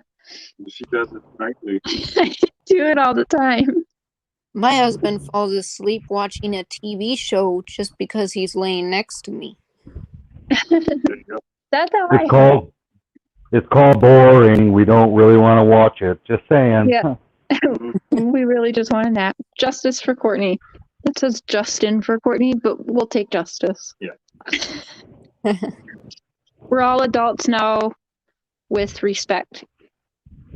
Yeah, we don't want anyone, like, it's not meant about bashing anyone. And everyone that has spoken, Nicole, Mr. Struble, KENDRA, we've got a few other people, I won't say their names yet, but they're all going to be interviewing. And it's interesting because some started off thinking one way, and now since we've been digging into this, even some locals, there's been a few locals that, sorry, Mark, but they really thought that you and your wife were involved in it. But now they're seeing like, well, I can't like say that beyond, you know, all reasonable doubt now. Like, it is raising more questions where they can't really be tunnel vision to that. So I think that's a good thing. Well, I haven't been able really to tell my side while being shut down. If I didn't say what they wanted to hear, I wasn't allowed to talk. Mm-hmm. Yeah, and I never thought. Like you told me, what you called when you got that email saying I shouldn't be having a platform. I'm not allowed to talk. That kind of ticked me off. Like, who are you to tell me I can't talk about my side? Mm-hmm. Yeah, everyone deserves their voice to be heard. And I never once thought that Mark was involved.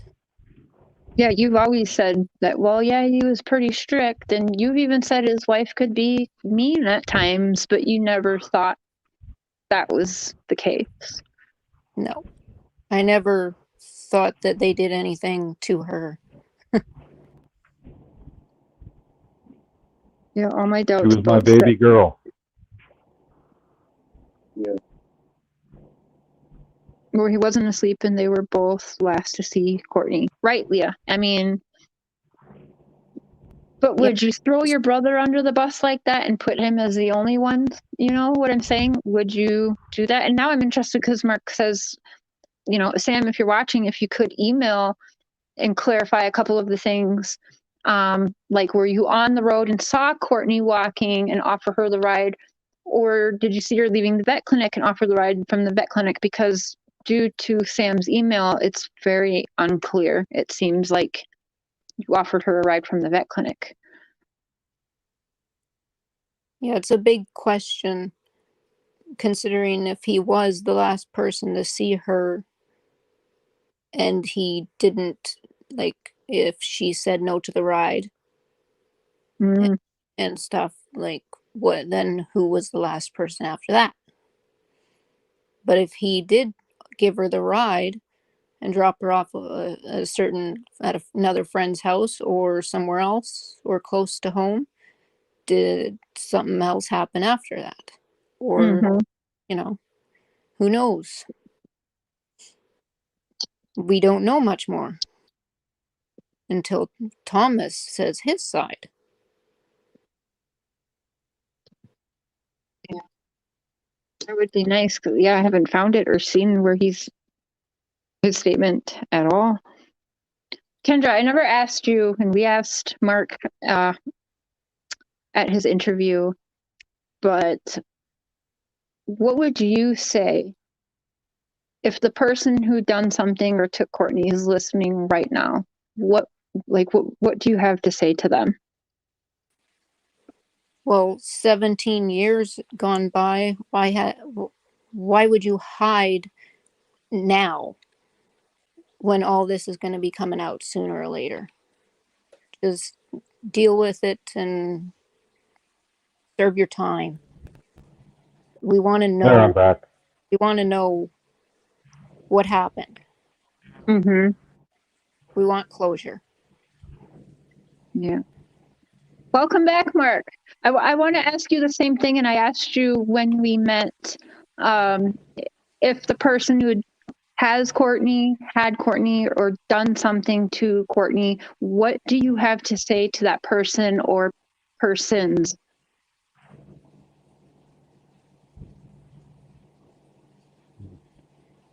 Conflicting emotions right now. Yeah. Turn yourself into that before I find you. But like I said, I'm going to let the authorities do it because it's not up to me to impose justice. but it is what it is. But get to him before, just do it, because it's probably safer for you, the police, to handle it than me. Because if you harmed her, I don't know what I'm going to do. That's just my Your feeling. dad, Yeah. I know my dad would get upset if somebody did something to me. Oh yeah. Jordan, we don't know how they know that yet. Like I said, they must be keeping something, maybe a video footage or something. Not really sure how they know for sure that she got back into town, because she didn't have a cell phone or a pager. So we don't know that as of yet anyway. Hi, Crime After Dark. Hey, how are y'all? We're doing good. Okay, first, I What's want to it know, going on in mine? Sam said Go in ahead. the email that he was living at a party house. Mm-hmm. Does When they first anybody met. know? Okay, what kind of party house was it? I mean, was he like a troubled teen, or was his mother and father both involved? Because it sounds like to me that him and Thomas have a very maybe troubled teen years. Yeah. From my research, I have to say, yeah, that they were troubled. Like I said, they do.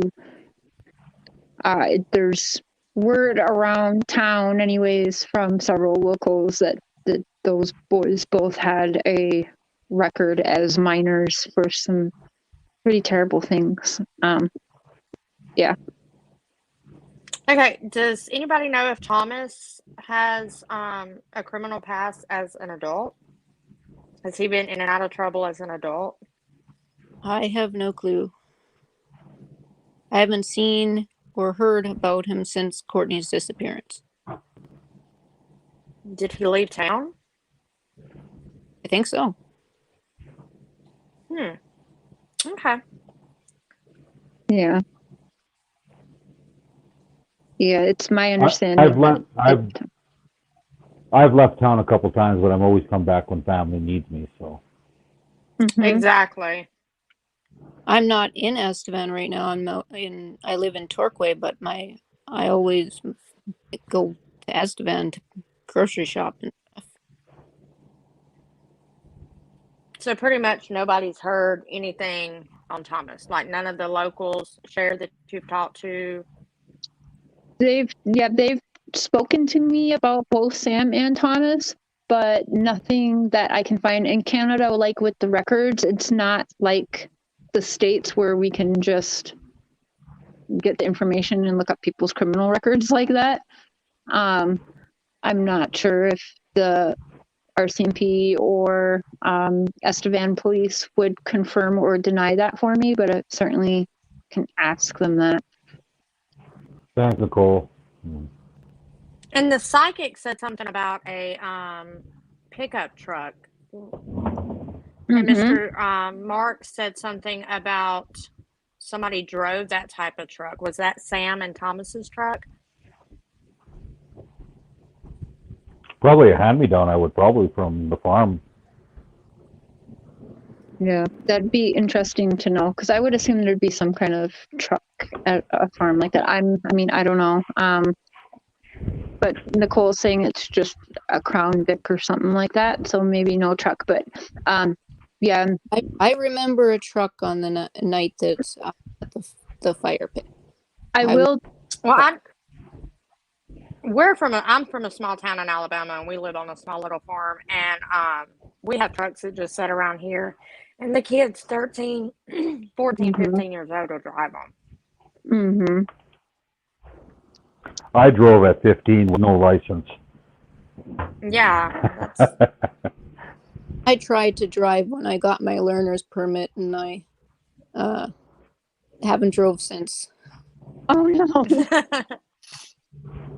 My daughter didn't start driving until she was 19. The most I can drive is a little golf cart. That's kind of what we can do.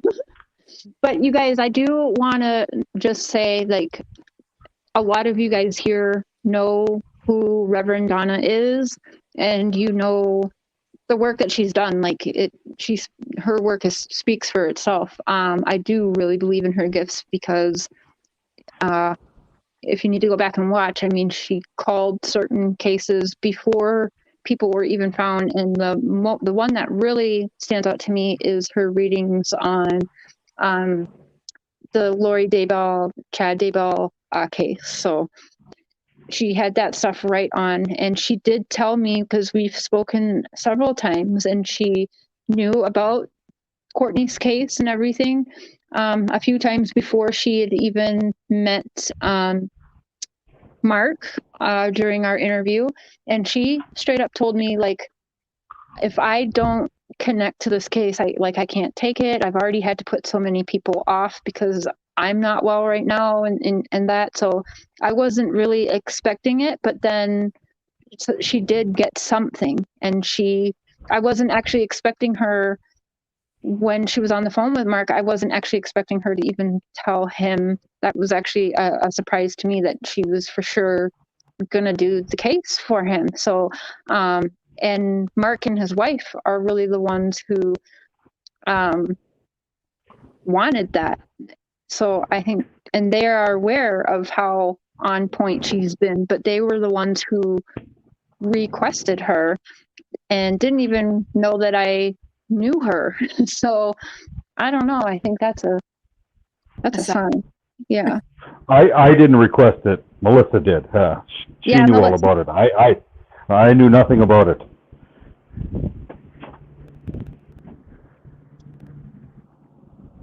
I don't know, honestly, but saying farms and it being Canada, I'm assuming it's a rural. Yes, rural area all around here. We're in the farm belt, the grain belt. Sorry. Mm-hmm.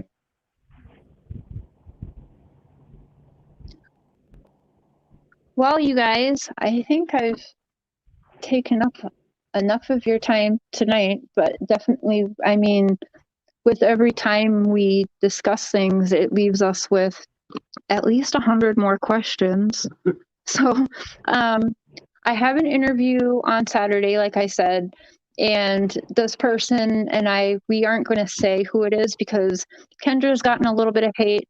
I don't think people are smart enough or dumb enough. Actually, I'm going to change that. I don't think people are dumb enough to send hate Mr. Struble's way. So, Well, they can send it. I'll just seal it with a kiss and send it back. Saturday we'll be live with one of Courtney's friends, and again, we're not going to say who it is right now. And it was going to be a pre-recorded interview, but because there's so much behind the scenes, a lot of them, they don't want time for people to prepare things and change stories and all that. So this person and I kind of thought it would be better to just, instead of pre-record on Saturday, we're going to go live on Saturday. So the chat will be on and everything, but I can't say that we will be paying attention to the chat. I'm going to conduct the interview how I would conduct an interview, but it's going to be live. And Mr. Cher is going to be doing his thing, so I'm not even sure he's going to be watching the chat. So the mods will have to be on the chat that night for sure. And then we'll have an open discussion with that friend a couple days after that. It is childish, and nobody should be hating on them, and also saying that Courtney's father doesn't deserve a platform or his voice to be heard. And it doesn't matter if you believe what he's saying or not. That's not the point of my channel, ever. I've been called a liar for my story. Yeah. For the channel. Yeah, and that's not what it should be about. You, like, people shouldn't be behind the scenes calling each other liars, or just. I actually have asked everyone, don't talk to each other. Because everyone's emotions are high. You all came forward, and that is a good thing. And from the beginning, it started with everyone through messages on email or Facebook messages before phone conversations and that. And everybody was so passionate, had so much of 17 years they're trying to tell me in an email. And so it's a lot. So yes, let's see those hearts for Courtney, guys. And Purple, green, and blue. I just hope that I was able to clarify a few things that were misunderstood, like the timing. Well, you know, Kendra, don't let that bother you when people, it's going to bother you even after tonight. It's going to bother me even after tonight. But don't keep feeling like you have to nitpick and clarify certain little things. Like if you want to, and that makes you feel better, you know, the platform's always open for you. But don't feel like you have to do that for other people, because you could tell them there's nothing you're going to say that's going to make everybody happy. They're going to always pick at it. There's going to be somebody else picking at the timeline. Nothing you say is going to be good enough for everybody. So I would just say your piece and leave it at that, I guess. Yeah, I just wanted to clarify that it wasn't that she didn't stay the night at my house the night she went. So I wanted to make sure that was clarified. It was the night before that she stayed, and then she asked her dad to stay the night at my place, but she never did. The next That's what night. I got from that too. And you kind of felt like you were possibly being used, Kendra. Yes. We were chatting privately so that she could have time to see her boyfriend and hang out with the party friends, kind of. Yeah, because the night that we went out for a walk, we ended up going to Sam's, and she wanted to stay there, but I didn't stay, and I didn't want to leave her there because I was responsible while she was spending the night. So I made her come back with me, and then she used me as a way to be able to go off and do whatever the next night. Kind of makes me feel like I was definitely used. Secrets. Which is typical for her age. Well, yeah, she right. probably knew that she would get a yes from Mark to stay with me because he knew that he could trust me with her. I hope you feel better, Cheshire. Mr. Struble, thank you so much for joining again. And I'll give you a day or two before I bother you again. Oh, no worries. But I appreciate you've been here. You missed the other one by a few hours because you were at work, but every time I've done anything about your daughter, you've been here and you've been a part of it. So we really appreciate that, and thank you for doing that. I get notifications. I put on notifications now, so I know when you go on. I put on notifications as well, so I don't miss. And thank you, Kendra, also, because you came back up here after, and I've seen, you know, some stuff, and you know, you've been getting a little bit of hate, but you still want to be heard and tell your side. So we do appreciate that very much. Thank you. Yeah, well, I want to find her just as much as everybody else that hopefully wants to find her. I know Mark does. But who knows, the person who did it might be trying to stop her from being found. Very possible. Very possible. But yeah, the attacks yesterday on Facebook were not something I wanted. That was the first time I'd been attacked for the video. But otherwise, every year I was always attacked for my story. That's right. And I hope people listening, like, please don't do that to each other, because, like I said, you don't have to, I guess, believe what anyone is saying. Don't be going after each other. If you're listening and you think what someone said was wrong or whatever, come to us. Just tell us that you think it's wrong and we'll take note of it, but don't go to each other because you guys told me, all of you guys told me from the beginnings, that you didn't want this to, you wanted this to do this because you wanted the answers, but you also didn't want this to be a wild goose chase. And when everyone's emotions are high, because it is, it's 2 decades and you guys all have your different relationships you had with Courtney. So we're you know, Yeah, feeling it back again. Yeah. And it's not about, if no one wants the drama in this and we just want answers, we can't have drama with each other. We have to let everyone be heard. Exactly. And because everyone's going to have their time to be heard. Everyone. So if you want the platform to be heard with your own voice, and we don't want it to be about attacking each other. And I don't think you guys are trying to hate on each other or attack. I think everyone does want the answers. But I know some of you guys are like, well, why'd you tell her not to talk to me or whatever? I told everybody not to talk to each other because I saw that heads were being bumped because, well, there's disagreements between everybody. yeah, because not everybody's story is the same. Right. And it seems like everyone only has a small part of the story too. Yeah. So we're trying to piece together a timeline, and every time we try, another piece of information comes along that blows it all to hell. We still can't figure out the timeline. By a different person. So it's not just like, don't blame just Kendra, because it's not, it's, yeah, there's red flags on everybody's stories, but I have to say it's not just Kendra's. Like, there's so many people that put themselves here. Thomas, Sam, Nicole, Kendra, whoever else is in the picture. You all are the last to see Courtney. So Yeah, not to mention how many other kids were at the Wicklow set. yeah, all the other kids at the Wicklow. Yeah, so it really is like a puzzle piece.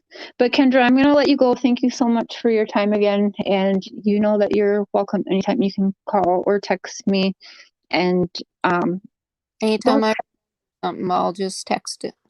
yeah, definitely. And if people are, you don't have to respond to people and you can block whoever you want. If it is getting too much or giving you anxiety, I don't think people are meaning to bash each other, but I do think that for sure it's understandable that, you know, people's emotions are high right now.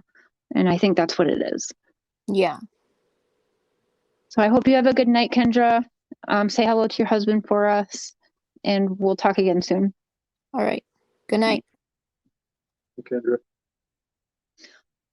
Well, you guys, yes, Mark, you did get booted. I'm sorry. I was about to boot Kendra too, because I was going to end this like 5 minutes ago. I'm sorry I kicked you out. Yeah, itchy trigger finger sometimes. I'm tired and I've been talking a lot and it's the first time in like a week. So I want to rest my mouth. Yeah, so you guys, I hope you guys, every time we do this, have a notebook and a pencil because it's wild. Tomorrow night, though, we are going to be conspiracy theory on Brian Laundrie on the Totally Blunt with Cher channel. But we're going to be back to Courtney Struble case Saturday night on this channel. We're going to have a live interview with one of her friends. Like I said, we're not going to say who it is yet. I think both that person, I decided we didn't want to do that. So it's going to be a surprise interview with a friend of Courtney's to say her side. And again, sorry if we're not watching the chat on Saturday. It's because I'm just going to be worried about the interview instead of the chat. So I really hope my mods are available Saturday. And I apologize ahead of time. Try and watch the chat too. Yeah, Mr. Scheer said he'll try and watch the chat, but I know how he is when he gets behind a camera. Even Mr. Struble knows now. Yeah. And if you guys haven't checked it out, check Mr. Scheer's community post. He turned into the Tiger King. It's fabulous. Yeah, it's Prairie Boys 77 for those of you who aren't on my channel, but I'm assuming all of you are. Yeah, it's hilarious. Go check that out. Make sure you're subscribed to Totally Blunt with Cher if you just want a vacation from true crime and to let loose and discuss conspiracy theories. So I do want to try and keep actual cases that are serious separate, which is why I made the separate channel. So I don't like when if you guys come over there and want to talk Summer Wells or Courtney Struble, I won't do it on that channel because it's wrong. That's my let loose channel. So we're not going to do it. Yeah, I call it. Big kitty. Big kitty. A lot of people didn't realize that I just photoshopped my face on Joe Exotic's body, but it almost fit. I look a little bit downsy. The one I was staring at it, and then I looked at him. I'm like, wait, are those your ears? Yeah, if you look at the thumbnail, one of the ears is mine, and the other ear is Joe's. It kind of lined up pretty good. Yeah, you got home from work, and I don't know why I Googled true crime. I always try to find weird thumbnails, and weird titles. So, and then Joe Exotic kept popping up under true crime, probably because the second Tiger King is about to come out, if it hasn't started already. And so anyways, that picture kept coming up. So I was like, oh, I tried to do it on my phone to get his face on Joe's face. As soon as I told him that, he ran upstairs to the computer, and that's what he did. Yep, it was her idea. It was my magic. It was so freaking funny. I can send it to Carol Baskin. I'm friends with her. I talked to her before. I'm sending her that picture. Oh my God, you guys. Send you a picture of that. I literally will. I'm going to send her that picture. I don't know why I say literally a lot. Anyways, I'm going to end this because I'm babbling now. And Mr. Struble, thank you so much for always being here and answering any questions. And Kendra, thank you. To Courtney's mom and Aunt Janet, thank you. Joy is her mom. Thank you. Sam, Thomas, if you're listening, I'm sorry, but thank you for the email, Sam. And I do hope you will use your voice and share, because I do think it'd be more helpful for you. And you don't owe us that. You don't. But it would be nice. And Nicole, thank you. I prefer wolves. They don't perform in a circus. I like that. You missed the live again. I'm sorry, Tracy. Saturday night at 8 p.m. Central. We'll be a live interview here on this channel with Courtney's friend. I hope that you can make that one. To all my members, thank you so much for the support and for the super chats. Thank you so much. They will be going towards dental care. I'm starting my dental journey because I look like Elephant Man for the past week. And it sucked. And I canceled an interview and it made me sad. But we're doing it this Saturday and it will probably be better now. Yes, thank you for your input, even through an email, because you didn't owe me the email either. So, any questions you guys have, write them down. You can get them to me. You know how to get to me. So, any questions that you would like asked that we're missing, either write them down and bring them to the next live, or get them to me. Email ihearvoices19@yahoo.com, or a lot of you have me on Facebook, share Sprosen Messenger. And a few of you, my favorites, have my phone number. Crime After Dark, thank you so much. Have a good night, everyone. See you tomorrow night on Totally Blunt with Cher, and back here for Courtney Struble's case on Saturday night, 8 p.m. Central, for a live interview with one of her best friends. Good night, everyone. Hey, peeps.